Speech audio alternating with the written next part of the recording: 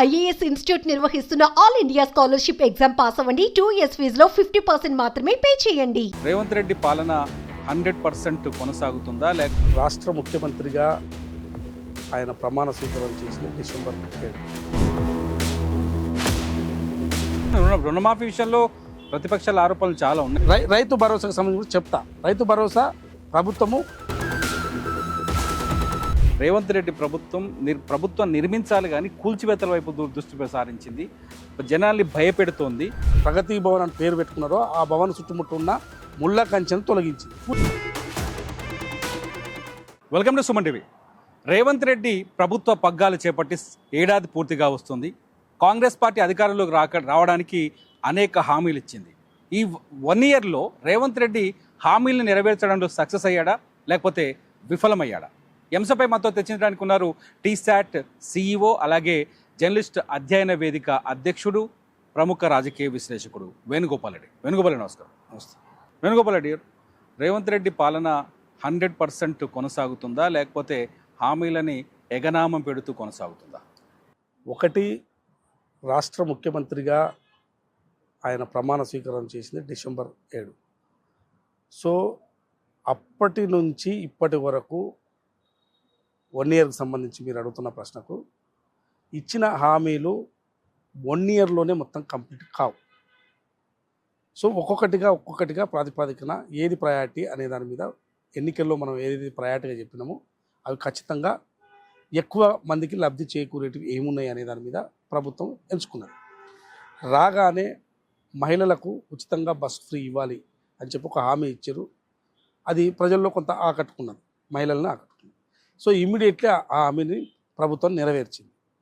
ఇక రైతులకు రుణమాఫీ, 2 లక్షల రుణమాఫీకి సంబంధించి సో ఇప్పటి వరకు రాష్ట్ర ప్రభుత్వం 18,000 కోట్ల వరకు ఇప్పటికే రిలీజ్ చేసింది. యాక్చువల్గా గత ప్రభుత్వాలు 1 yearకి 25,000 అని, మరో 1 yearకు 50,000 అని, మరో 1 yearకు 75,000 అని, ఇట్లా 5 సంవత్సరాలు ఒక ప్రాతిపదిక పెట్టుకొని తీరా వాళ్ళ ఈ 5 సంవత్సరాల్లో చేయడానికి ఇంట్రెస్ట్ కూడా సరిపోలేదు. అంటే విడతల వారీగా చేసి ఇవాళ ఈ ప్రభుత్వం 2 లక్షలకు సంబంధించిన రుణమాఫీని ఒకేసారి 1 year లోపే నిర్ణయం తీసుకొని రైతులకు 2 లక్షల రుణమాఫీ చేయడం జరిగింది. ఆల్రెడీ కొంత పెండింగ్, అంటే 2 లక్షల పైన అప్పు తీసుకొని 2 లక్షల మిగిలి ఉన్న వాళ్ళకి దాన్ని కూడా ఒక నిర్ణయం తీసుకొని వారికి కూడా చేయాలని చెప్పి ప్రభుత్వం నిర్ణయం తీసుకుంది. ఎక్కడెక్కడో టెక్నికల్ అంశాలు వస్తే గ్రీవెన్సెల్ పెట్టి వాళ్ళ సమస్యలు కూడా పరిష్కరించి మొత్తం చేయడానికి ఉంది. కొన్ని డబ్బులు ఇచ్చే మొత్తం అందరికి పూర్తి అయిపోతుంది అనేది అయిపోయింది. సో మేజర్గా రైతు రుణమాఫీ జరిగిపోయింది. సో ఈ కొద్ది రోజులు అది కూడా పూర్తి అయిపోతుంది, ఎక్కడెక్కడ కొంతమందికి మిస్ అయిందో. సో ఇవాళ రైతు రుణమాఫీ అనేది ఎక్కువ మంది రైతులకు, మొత్తం రాష్ట్ర వ్యాప్తంగా రైతులందరూ రుణమాఫీ విషయంలో ప్రతిపక్షాల ఆరోపణలు చాలా ఉన్నాయి, చాలా రకాలుగా ఉంటాయి. వాళ్ళ ఆరోపణలు చేస్తే ఒకటి, ఎక్కడైనా ఎవరికైనా మిస్ అయితే అడగడంలో తప్పు లేదు, కానీ దాన్ని రాజకీయం చేస్తే ఎవరేం చేయలేరు. సో వాళ్ళు ఎంత చేసినా పెద్ద ఎత్తున రైతుల నుంచి స్పందన అయితే రాలే కదా. నిజంగానే రుణమాఫీ జరగకపోతే పెద్ద ఎత్తున స్పందన వస్తుంది కదా రైతులు. సో అక్కడో ఇక్కడో రాని వాళ్ళతో పట్టుకొని చేస్తే దాన్ని తప్పేం పడలేదు. ఎందుకు రాలేదనేది రివ్యూ కూడా ప్రభుత్వం రివ్యూ చేసుకున్నది. సో వాళ్ళు కొన్ని టెక్నికల్ అంశాల వల్ల రాలేదు. కొన్ని 2 లక్షలకు పైబడి ఉన్న వాళ్ళకి మనం కొంత వాళ్ళు మిగతాది కడితే బ్యాంకులు ఒప్పుకుంటున్నాయి, చేస్తాయని అంటున్నాయి. సో బ్యాంకులు లేకుండా ఒప్పుకోవని అంటున్నాయి. అంటే అట్లా కాదు, వారు కూడా నిర్ణయం తీసుకోవాల్సిందని చెప్పి ప్రభుత్వం ఒక ప్రయత్నం చేస్తుంది. సో ఇట్లా కొద్దిమంది మిగిలిపోయిన వాళ్ళతో ఏదో ప్రయత్నం చేశారు, కానీ అది సక్సెస్ కాలే. వాళ్ళు ఏదో మూవ్మెంట్ చేయాలి, ఇట్లా చేయాలి, అది చేయాలని ప్రయత్నం చేశారు. ఇవాళ రైతులకు రుణమాఫీ అయిపోయింది. ఇక ఎడ్యుకేషన్కి సంబంధించి రైతు భరోసాకు సంబంధించి చెప్తా. రైతు భరోసా ప్రభుత్వము పెండింగ్లో ఉన్నది. సో దాన్ని కూడా ఏ ప్రాతిపదికన ఇవ్వాలి, మొత్తం అందరికీ గుట్టలకు, రాళ్లకు, కొంతమంది వెంచర్లకు, కొన్ని కంపెనీలు, ఒక కంపెనీ చిన్న కంపెనీ పెట్టుకుంటే 10 ఎకరాల్లో కంపెనీ పెట్టుకుంటే దాని చుట్టుముట్టు 100 ఎకరాలు ఉంటే దాని చుట్టుముట్టు ఉన్న 100 ఎకరాలకు ఇవ్వడము, కాలేజీకి 10 ఎకరాల్లో ఉంటే దాని చుట్టుముట్టు 100 ఎకరాలు ఉంటే కాలేజీకి ఇవ్వడము, వెంచర్లకు ఇవ్వడము, ఇవన్నీ కూడా జరుగుతుంది. ఇది అసలైన రైతులకు కాకుండా ఇటువంటి వాటికి కూడా పోతున్నాయి. ఇండస్ట్రియల్ పెట్టుకున్న ఇండస్ట్రియల్ ఏరియాలో కూడా వాటికి కూడా రైతు భరోసా పోతున్నది. ఇది కాకుండా అసెంబ్లీలో చర్చ పెట్టి అటువంటి వాటిని అన్నిటిని తొలగించి రైతులందరికీ రైతు భరోసా ఇవ్వాలి. రైతులు కాని వారికి, అంటే కంపెనీలు పెట్టుకొని దాని చుట్టుముట్టు 1000 ఎకరాలు పెట్టుకుంటే వాళ్ళకు కూడా ఇస్తే ఎట్లా? సో ఎంతకాలం తీసుకుంటారు దీని టైం? ఇంకొక 2 నెలలు తీసుకుంటా? డెఫినెట్గా వాళ్ళకి ఖచ్చితంగా ఈ 2-3 నెలలు మొత్తం కూడా అది ఒక అసెంబ్లీలో చర్చ పెట్టి ఇది మొత్తం ఒక నిర్ణయం తీసుకోవాలనేది ప్రభుత్వం యొక్క ఆలోచనగా, ముఖ్యమంత్రి ఆలోచనగా మనకు కనపడుతుంది. ఈ రైతు భరోసా అనేది ఖచ్చితంగా రాబోయే రోజుల్లో చాలా అద్భుతంగా ఇవ్వబోతున్నారు. రైతులందరూ కూడా సంతోషకరంగా ఉండే విధంగా రైతు భరోసా రాష్ట్ర ప్రభుత్వం ఇవ్వబోతుంది. అప్పుడు ఎవ్వరు ఏమి చేయాలో దిక్కుదోచని పరిస్థితుల్లో ఈ ప్రతిపక్షాలు ఉంటాయి. ఇంకా చెప్తున్నా అంటే ఈ 1 ఇయర్లో ఇంటిగ్రేటెడ్ స్కూల్కి సంబంధించి ఆల్రెడీ మండలానికి ఒక ఇంటిగ్రేటెడ్ ముందు ప్రారంభించాలని చెప్పి ఇంటిగ్రేటెడ్ స్కూల్స్కి సంబంధించి మంచి ప్లానింగ్తో ముందుకెళ్ళాలి. అసలు ఈ ప్రైవేటు స్కూల్లే మూతపడేలా మనం ఈ వ్యవస్థను నిర్మించాలనేది ముఖ్యమంత్రి గారి యొక్క ఆలోచనగా ఆల్రెడీ దాంట్లో అన్నిటి కూడా శంకుస్థాపన చేసిన వర్క్ కూడా స్టార్ట్ అయింది. సో ఇది పెద్ద నిర్ణయం ఇంటిగ్రేటెడ్ స్కూల్స్ అనేది. ఇంకొకటి, ఈ రాష్ట్ర ప్రభుత్వం కాంగ్రెస్ ప్రభుత్వం ఏర్పడేసరికి 7 లక్షల కోట్ల అప్పులు చేసింది. సో ఆ అప్పులకు ఇంట్రెస్ట్ కట్టడానికి వస్తున్న ఆదాయం సరిపోవట్లేదు. సో ఇటువంటి పరిస్థితుల్లో కూడా ప్రభుత్వంలో పనిచేస్తున్న ఉద్యోగస్తులకు నెలకే జీతాలు పడాలి. గతంలో నెలకు జీతాలు 1 తారీఖు 1 తారీఖే 1st తారీఖే జీతాలు పడేటట్టు ఈ ప్రభుత్వం ప్రయత్నం చేసింది. కంటిన్యూగా ఫస్ట్కు పడుతున్నాయి.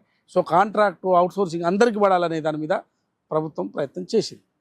సో ఇవాళ ఈ ప్రభుత్వము ఒక్కొక్కటిగా ప్రయారిటీగా తీసుకుని అన్నీ పూర్తి చేయాలనే దాని మీద ఉన్నది. సో బోనస్ రైతులకు 500 రూపాయల బోనస్ ప్రకటించింది క్వింటాలకు. అసలు ఇప్పుడు ఈ టైంలో వచ్చే సన్నాలే వస్తాయి. సో 500 రూపాయలు బోనస్ ప్రకటించింది. సో గతంలో బోనసే లేదు కదా. మీకేమనిపిస్తుంటే కేసీఆర్ తెలంగాణ రాష్ట్రం ఏర్పడ్డ తర్వాత రేవంత్ రెడ్డి 2వ ముఖ్యమంత్రి, అంతకుముందు 2 దఫాలు కేసీఆర్ ముఖ్యమంత్రి, ఇద్దరి పరిపాలనలో చూస్తే మీకు తేడా ఏం కనిపిస్తుంది? ఒకటి, అప్పుడు మనకు తెలంగాణ ఏర్పడింది, మొదటి ముఖ్యమంత్రిగా కేసీఆర్ గారు ఉన్నారు. కానీ ఇప్పుడు ప్రజాస్వామిక తెలంగాణ ఏర్పడింది. అప్పుడు తెలంగాణ ఏర్పడింది కానీ ప్రభుత్వం ప్రజాస్వామికంగా లేకున్నది. ఇప్పుడు ప్రజాస్వామిక ప్రభుత్వము ఏర్పడింది. ఈ ప్రభుత్వం ప్రజాస్వామ్యబద్ధంగా నడుస్తున్నది. సో ఆ రోజుల్లో మనకు ఒక ఇందిరా పార్కును ఎత్తేస్తే దాన్ని పునరుద్ధరించడానికి కోర్టులు మెట్లెక్కి ఉద్యమకారులు అంతా, సంఘాలు, పౌర సమాజం అంతా కూడా కోర్టులు మెట్లెక్కి దాన్ని మనం చేసుకోవాల్సిన పరిస్థితి వచ్చింది. కోదండరామ్ సార్ లాంటి ఇంటికి వెళ్ళి తలుపులు బలగొట్టి, కిటికీలు బలగొట్టి ఆయన బరబర ఈడ్చుకొచ్చారు. ఆ పరిస్థితి అప్పుడు కనపడదు.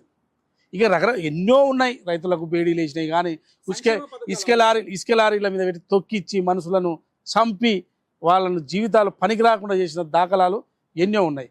సో మల్లన్న సాగర్ లాంటి భూసేకరణ జరిగినప్పుడు 2013 భూసేకరణ చట్టాన్ని అమలు చేయకుండా దాన్ని బుట్టదాఖలు చేసి వీళ్ళ సొంత ఎజెండాను, సొంత నిర్ణయాలతో భూసేకరణ విధానాన్ని చేపట్టారు. సో 2013లో తెచ్చిన భూసేకరణ చట్టాన్ని అమలు చేస్తే ఏదైనా కంపెనీ పెట్టాలన్నా, ప్రాజెక్టులు కట్టాలన్నా భూసేకరణ చట్టం, ఆ చట్టాన్ని అమలు చేస్తే రైతులు భూములు ఇవ్వడానికి సిద్ధంగా ఉంటారు. సో దాన్ని బుట్టదాఖలు చేసింది. సో ఈ పరిస్థితులు ఆ ప్రభుత్వంలో కనపడ్డాయి. అసలు ప్రజాస్వామ్యం లేదు. మరి పోయిన 5 సంవత్సరాలు, మొదటి సంవత్సరం 5 సంవత్సరాలు అంటే కొత్తగా వచ్చిన రాష్ట్రము, మనము కేసీఆర్ గారికి కొంత మనం సమయం ఇవ్వాలి, ఆయన ఇప్పుడే ఇబ్బంది పెట్టకూడదు అని చెప్పి అందరూ అన్ని రేవంత్ రెడ్డి ప్రభుత్వం ఇదండి పౌర సమాజం అంతా భావించింది. కానీ పోయిన 5 సంవత్సరాల్లో అందరూ భయభ్రాంతులతో బతకాల్సిన పరిస్థితి వచ్చింది. ఎవరిని ఎప్పుడు ఎతకపోతారో తెలియదు. జర్నలిస్టులు మాట్లాడే పరిస్థితి లేదు. ఎవరు ఫోన్ కాల్ మాట్లాడే పరిస్థితి లేదు. వాట్సాప్లు, ఫేస్ టైంలో ఇట్లాంటి దాంట్లో మాట్లాడాల్సిన పరిస్థితి గత 5 ఏళ్ళు ఉన్నది. ఇవాళ ప్రజాస్వామిక తెలంగాణ ఇప్పుడు కాంగ్రెస్ ప్రభుత్వంలో ఏర్పడింది. ఇప్పుడు రేవంత్ రెడ్డి గారి యొక్క ప్రభుత్వము ప్రజాస్వామ్య పద్ధతిలో నడుస్తుంది. ఇలా ఇందిరా పార్కు దగ్గర ఎవరైనా ప్రభుత్వం దృష్టికి రాని అంశాలు ఏవైనా ఉంటే వాళ్ళు నిరసన తెలుపుకోవచ్చు. నిరసన తెలిపినా ఇమీడియట్లీ అక్కడ ఎందుకు ఏమి జరిగిందని చెప్పి వెంటనే ప్రభుత్వం ఒక రిపోర్ట్ తీసుకోవడం, వాళ్ళ సమస్యలు ఏంది అని తెలుసుకోవడానికి ఈ ప్రభుత్వంలో, రేవంత్ రెడ్డి గారి యొక్క ప్రభుత్వంలో, కాంగ్రెస్ ప్రభుత్వంలో జరుగుతుంది. అక్కడ కూడా అవకాశం లేకుంటే గాంధీ భవన్కి వెళ్ళి కూడా రిప్రజెంటేషన్స్ ఇవ్వడానికి, అవసరమైతే మాకు ఈ సమస్యను పరిష్కరించండి అని చెప్పి గాంధీ భవన్లో కూడా ప్లాకార్డు పట్టుకుని ఈ సమస్య ఉంది మాకు అమలు చేయండి అని చెప్పి అడిగే అధికారం ప్రజలకు ఈ ప్రజాస్వామిక తెలంగాణలో ఈ ప్రభుత్వంలో నడుస్తుంది. కేటీఆర్ గారు కూడా ఇందిరా పార్కు దగ్గరికి పోవాల్సి వచ్చింది. ఇందిరా పార్కు దగ్గరికి పోతే అక్కడ ఉన్న ఆటో డ్రైవర్లకు సంబంధించి వాళ్ళ సమస్యల గురించి ధర్నా చేస్తే, నువ్వు ఈ ఇందిరా పార్క్ కూడా లేకుండా చేసినావు కదా, నువ్వు ఎందుకు వచ్చినావు వీడికి అని చెప్పి ఆ ధర్నా చేస్తున్న సమస్య ఉన్న వాళ్ళు కూడా అడిగిరు. సో మేము ఈ ప్రభుత్వానికి రాజకీయం చేసుకుని ఈ ప్రభుత్వానికి మా సమస్యను విన్నపించుకుంటున్నాం, నువ్వు ఎందుకు వచ్చినావు అంటే కూడా అజమాయించి మైకి తీసుకునే ప్రయత్నం కేటీఆర్ చేసిండు.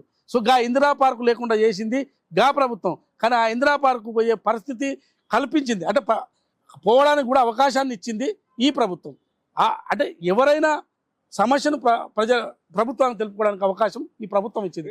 అందుకోసమే రేవంత్ రెడ్డి గారి ప్రభుత్వం, ఈ కాంగ్రెస్ ప్రభుత్వం ఇప్పుడు నిజమైన ప్రజాస్వామిక తెలంగాణ ఇప్పుడు వచ్చింది. వేణుగోపాల్ రెడ్డి గారు, ఇక్కడ ఒక విషయం, కాంగ్రెస్ పార్టీలో సరే కేసీఆర్ పరిపాలన పైన చాలా విమర్శలు ఉండొచ్చు, కాంగ్రెస్ పార్టీలో ముఖ్యమంత్రులను మార్చే సంస్కృతి ఉంది, కాంగ్రెస్ పార్టీలో ముఖ్యమంత్రిని మార్చబోతున్నారు అని ప్రతిపక్ష బీజేపీ స్పష్టంగా ఆరోపిస్తుంది. ఈ ఇయర్ తర్వాత ముఖ్యమంత్రి మారబోతున్నారు, నిజమేనా ఇది? ఇప్పుడు ఏదైనా మాట్లాడవచ్చు, ముఖ్యమంత్రి మారుస్తారని చెప్పేటాయన ఎవరు? ఆయనకి ఏం అధికారం ఉన్నది? ఆయన ఇచ్చిండా ఈ ప్రభుత్వాన్ని? కాంగ్రెస్ ప్రభుత్వాన్ని ఆయన ఏర్పాటు చేసిండా? అసలు మాట్లాడడానికి నోరెట్లు వస్తుంది? ప్రజాస్వామ్యాన్ని కూని చేసే మాటలు అవి. నిన్ను ఓడగొట్టిర్రు, నీకు ఒక ప్రతిపక్ష బాధ్యత ఇచ్చిర్రు, ఆ బాధ్యతను నిర్వహించు. పక్కల ఆ ప్రభుత్వం కూలిపోతుంది, వచ్చిన 4 రోజులకే ప్రభుత్వం కూలిపోతుంది దుర్మార్గంగా మాట్లాడారు. అటువంటి వాళ్ళు ఏదైనా మాట్లాడతారు. ముఖ్యమంత్రి దిగిపోతాడు, లేకపోతే మంత్రులు దిగిపోతారు, అన్ని దిగిపోతారు, మీరు వచ్చి కూర్చుందాం అనుకుంటారా? అంత ఈజీగా అందరూ దిగిపోవాలి, మేము వచ్చి కూర్చోవాలనుకుంటారా? అట్లా కూర్చొనివారు ప్రజలు ఇచ్చిర్రు. కాంగ్రెస్ ప్రభుత్వాన్ని ప్రజాస్వామికంగా ప్రజలు ఈ ప్రభుత్వాన్ని ఏర్పాటు చేశారు. మీరెవరు చెప్పడానికి? ముఖ్యమంత్రి దిగిపోతాడు, మంత్రులు దిగిపోతారు, మీరు ఏదో అధికారంలో అనుకుంటున్నారు. మర్చిపోండి, ఇంక రాదు మీకు అధికారం. 10 ఏళ్ళు ఇచ్చిర్రు. 10 ఏళ్లలో మీరు చేసిన అరాచకాలు ఇంకా 100 ఏళ్ళు మర్చిపోరు ప్రజలు. గుర్తుపెట్టుకోండి, ఒకటే గుర్తుడు, ఊకేనే ముఖ్యమంత్రి దిగిపోతాడు, అది దిగిపోతాడు. మీరెవరా మాట్లాడడానికి? దించాలన్నా ప్రభుత్వాన్ని ఏర్పాటు చేయాలన్నా ప్రజలు చేస్తారు. ఊకినే కాంగ్రెస్ పార్టీలో ఈ కల్చర్ ఉంది, ఆ కల్చర్, ఏ కల్చర్ లేదు. ఇప్పుడు మిమ్మల్ని భరతం పట్టే కల్చరే ఉంది కాంగ్రెస్లో. మిమ్మల్ని భరతం పట్టే కల్చరే కాంగ్రెస్లో ఉంది. మీరు చేసిన తప్పులు బయటికి తీయడానికే కాంగ్రెస్ కల్చర్. ఇప్పుడు గతంతో పోలిస్తే, గతంలో కాంగ్రెస్ పార్టీలో రకరకాల కూటమిలు ఉంటాయి, ప్రజాస్వామ్యం ఎక్కువ, చాలా రకరకాల ప్రయత్నాలు చేస్తుంటారు, కుర్చీ కోసం ఫైట్ చేస్తుంటారు. రేవంత్ రెడ్డి వచ్చిన తర్వాత కాంగ్రెస్ పార్టీలో ఒక ఐక్యమత్యం కానీ ఒక కడివిడితనం కానీ కనిపిస్తుంది అనుకోవచ్చా? మీకు కనిపిస్తలేదా? అట్లా కడివిడి మొత్తం కలిసి ఉన్నట్టు కనిపిస్తలేదా? రోజు ఏమైనా మంత్రులు లేకపోతే ఎమ్మెల్యేలు ఏమైనా ఇక్కడేమైనా కొట్టుకుంటున్నారా? కాంగ్రెస్ ప్రభుత్వంలో అద్భుతంగా కలిసి పనిచేస్తున్నారు. అద్భుతంగా ప్రజలు ఇచ్చిన హామీలను ఎట్లా నెరవేర్చాలని పనిచేస్తున్నారు. ఒకవైపు ఒక ముఖ్యమంత్రి, ఒక కీలక నాయకుడు కుర్చీ కోసం ఎవ్వరు ఏది ప్రయత్నం చేయట్లేదు. అది ఉట్టినే ఏదో ఒకటి అని గాలి కానీ చర్చ పెట్టాలి, ప్రభుత్వం ఉండదు చేయదని చర్చ పెడితే దాని మీద పలసన చేయాలనుకుంటున్నారు. కానీ ఈ మాటలతో పలసన కాదు. మీరు అధికారం నుండి చెలాయించినప్పుడు వేసి మనుషులను తొక్కిస్తున్నప్పుడే కాంగ్రెస్ సంబంధించిన నాయకులు నిలబడి మీతో కొట్లాడారు. ఇవాళ వాళ్ళకి అధికారం ఉన్నది, ఇచ్చిన హామీలను ఎట్లా నేర్చుకోవాలని ఒక బాధ్యతగా పనిచేస్తున్నారు. మీ లేక కుర్చీల కోసమో దానికోసమో రాగానే ప్రభుత్వాలు కూలిపోతాయని అట్లాంటి చర్చ ఇక్కడ లేదు. ప్రజల కోసం పనిచేస్తారు. ఒకవైపు ముఖ్యమంత్రిగా రేవంత్ రెడ్డి గారు తన బాధ్యతగా ఎట్లా నెరవేర్చాలి, ఉప ముఖ్యమంత్రిగా బట్టి విక్రమార్క గారు ఎట్లా మనం అమలు చేయాలని చెప్పి వాళ్ళందరూ కూడా మేధోమనం చేసుకుని చర్చోపచర్చ జరుపుకుంటూ ఒక కలిసికట్టుగా క్యాబినెట్ అంతా కూడా కలిసికట్టుగా ముందుకెళ్తున్నది. మీ లేక క్యాబినెట్లో కూర్చొని ఒకటే ఊకదంపుడు ఉపన్యాసం ఇచ్చి మీరు చెప్పింది క్యాబినెట్లో సప్పట్లు కొట్టి పోయి మీరు అన్నదాని మీద సంతకాలు పెట్టే పరిస్థితి ఇక్కడ కాంగ్రెస్ ప్రభుత్వంలో ఉండదు. కాంగ్రెస్ ప్రభుత్వంలో ఒక డెమోక్రటిక్గా క్యాబినెట్ జరుగుతుంది. ఏదైనా ఉంటే కులంకుషితంగా చర్చలు జరుగుతాయి, ఎట్లా ముందుకు వెళ్ళాలని చర్చ జరుగుతుంది, అందరూ కలిసికట్టి నిర్ణయం తీసుకుంటారు. ఇది కాంగ్రెస్ ప్రభుత్వంలో జరుగుతుంది. మంత్రులంతా కలిసి పనిచేస్తారు. ఎక్కడ ఏ మంత్రులు ఎక్కడ మాట్లాడేది చెప్పండి. కానీ వేణు గారు, బీఆర్ఎస్ గవర్నమెంట్లో మొన్న కేసీఆర్ బయటకు వచ్చిన తర్వాత పాలకుర్తి నియోజకవర్గం కార్యకర్తలతో మాట్లాడేటప్పుడు రేవంత్ రెడ్డి ప్రభుత్వం నిర్మించాలి కానీ కూల్చివేతల వైపు దృష్టి సారించింది, జనాల్ని భయపెడుతోంది, కూల్చివేస్తూ భయభ్రాంతులకు గురి చేస్తుంది. రేవంత్ రెడ్డి ప్రభుత్వం 1 ఇయర్ ఏడాది పరిపాలన అస్తవ్యస్తంగా ఉంది అనే మాటలకు ఆన్సర్. ఇప్పుడు ప్రభుత్వము కూల్చివేతలు లేదు, రాగానే ప్రగతి భవన్కి సంబంధించి మీరు ఏదైతే ప్రగతి భవన్ అని పేరు పెట్టుకున్నారో ఆ భవన్ చుట్టుముట్టు ఉన్న ముళ్ళ కంచెను తొలగించింది, కూల్చివేసింది తప్ప. అది నాగార్జున గారు కట్టుకున్న ఎన్కన్వెన్షన్కి సంబంధించి ఆక్రమించిండు అని చెప్పి కూల్చివేసారు. ఇది ప్రభుత్వ బాధ్యతగా. సామాన్యులు కూడా చాలా మంది కూర్చారు. సామాన్యులు ఎవరికి కూల్చిర్రు? అక్రమంగా ఎవరైనా నాలాలకు అడ్డంగా చెరువులో ఎఫ్టీఎల్లో కట్టుకున్న వాళ్ళవి రిమూవ్ చేస్తున్నారు. చేయొద్దా అవి? అంటే వాళ్ళు అట్లనే మొత్తం చెరువులన్నీ కబ్జా అయిపోవాలా? ఎవరి సామాన్యులు ఎవరి జనం భయపడతారు అనుకోవచ్చు కదా మనం. ఎందుకు భయపడతారు? పట్టణాలు పెరుగుతున్నప్పుడు కాదు ఎందుకు? ఇప్పుడు జనం అంతా ఇప్పుడు ఇంత హైదరాబాద్ ఉంది, హైదరాబాద్ అంతా కూల్చుతుండ్రా? ఎందుకు? ఇవన్నీ తప్పుడు ఆరోపణలు. ఇప్పుడు సామాజిక బాధ్యతతో మాట్లాడాలి ప్రతిపక్షమైన. ఇప్పుడు నాలాలకు అడ్డంగా కట్టిర్రు. మీ మీ మీ గృహ మీ మీ మీ కాలనీలో ఒక ఇల్లు ఉందనుకోండి, నాలా పోతుంది, దానికి అడ్డంగా ఒక ఇల్లు కట్టిర్రు, అవి మొత్తం కాలనీలకు నీళ్ళు వస్తున్నాయి. మరి దాని ఆ నాలాలో ఉన్న తొలగించాలా వద్దా?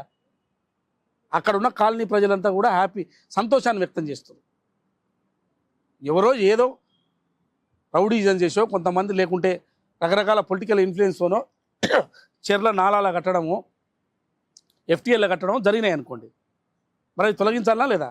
పర్మిషన్లు ఉన్నాయి దాంట్లో, ఎక్కడ సామాన్యులే కానీ ఎవరివి కానీ పర్మిషన్లు. ఒకవేళ వెంచర్లు జరిగో పర్మిషన్లు ఇచ్చో, ఇంటికి ఆ ఇంటికి పర్మిషన్ ఇచ్చి కట్టుకోవడం నిర్మాణం పర్మిషన్ ఇచ్చిన ఎక్కడ కూర్చోలే కదా.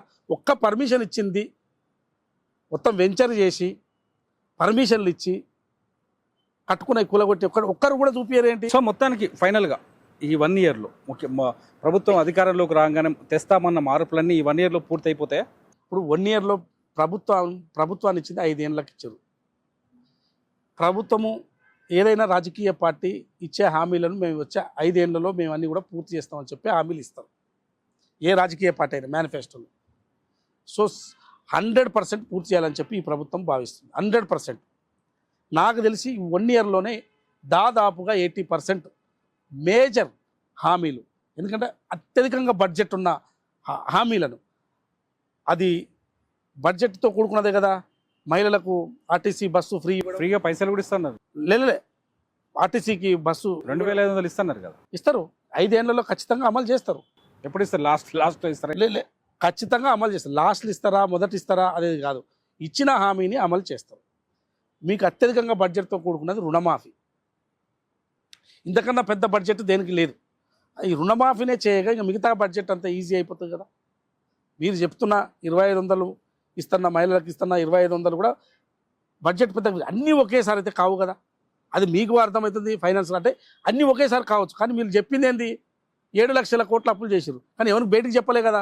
ఎలక్షన్ టైంలో అవి 2 లక్షలు 3 లక్షలనే చెప్పారు, కానీ ఈ ప్రభుత్వం ఏర్పడినాక మొత్తం లెక్కలు తీస్తే 7 లక్షలు ఉన్నాయి. 7 లక్షల కోట్ల అప్పులు ఉన్నాయి. 7 లక్షల కోట్ల అప్పులు ఎవరైనా చేస్తారా? ఇంత అన్యాయమా? 15,000 కోట్ల దాదాపుగా 15 నుంచి 25,000 కోట్ల మిగులు బడ్జెట్తో రాష్ట్రం ఏర్పడింది. ఈ 10 ఏళ్లలో 7 లక్షల కోట్ల అప్పులు చేస్తుంది. 9 ఏళ్ళనే, 10 ఏళ్ళు కూడా కాదు, 9 ఏళ్ళనే 7 లక్షల కోట్ల అప్పు చేసింది. సో అన్ని హామీలు ఈ ప్రభుత్వంలో ఆల్మోస్ట్ అయిపోతాయి. ఇది మొత్తానికి రేవంత్ రెడ్డి ఏడాది పరిపాలన సంపూర్ణంగా జరగబోతోందని చెప్తున్నారు వేణుగోపాల్ రెడ్డి గారు. నమస్తే.